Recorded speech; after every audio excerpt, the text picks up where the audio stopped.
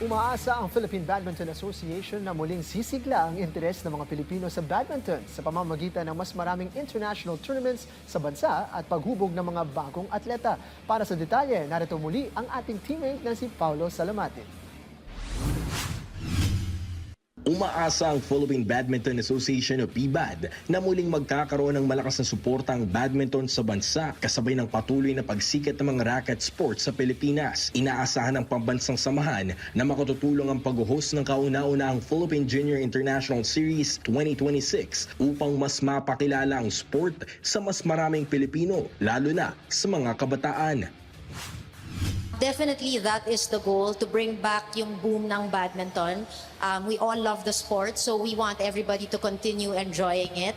And we see a lot of potential, and we see our junior athletes with so much hope and potential. So sana maibigay natin yung support na kailangan nila to, to give back also the glory to the country. Ayon sa PBAD, malaki ang potensyal ng mga Pilipinong shuttler kung magpapatuloy ang suporta at pagpapaunlad sa sport.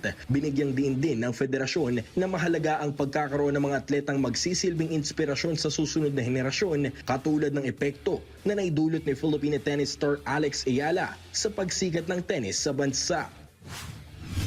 We're in line, we're in track to make that happen, and we're hoping that as this boom in racket sports increase, the pool of potential players also increases. Now we're putting in the systems, the infrastructure, the tournaments, the training sessions.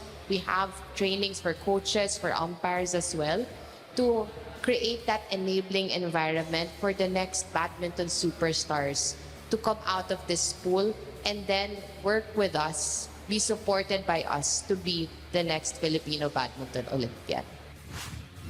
Layunin din ng PBAD na maitaas ang antas ng Philippine Badminton sa world stage kasabay ng pagpaparami ng mga competitive players. Target ng federasyon na makapagluwal ng mga atletang may pagkakataong katawanin ng Pilipinas sa 2028 Los Angeles Olympics at sa mga susunod pang edisyon ng torneo. Definitely, we're eyeing the 2028 LA Olympics with our senior athletes, and hopefully in the future, itong mga junior athletes na ginugroom natin, sila naman ang eventually magko-qualify rin.